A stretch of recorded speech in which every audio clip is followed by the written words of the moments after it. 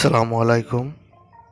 দর্শক, গত রাতে এক ফেসবুক পোস্টের মাধ্যমে নিষিদ্ধ সংগঠন ছাত্রলীগের সভাপতি সাদ্দাম এর নামে নন ভেরিফাইড এক ফেসবুক পেজ সমন্বয়ক ও সহ সমন্বয়ককে হুমকি দেওয়া হয়েছে।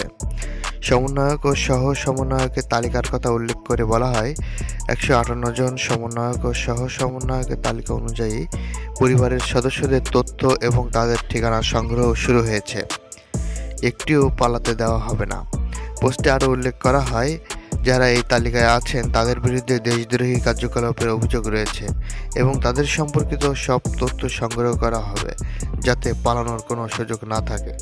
তবে নন ভেরিফাইড ফেসবুক পেজ হওয়ায় পেজটি ছাত্রলীগ নেতার কিনা তা নিশ্চিতভাবে সম্ভব হয়নি। পেজটিতে প্রায় 2 লাখ ফলোয়ারের সংখ্যা রয়েছে।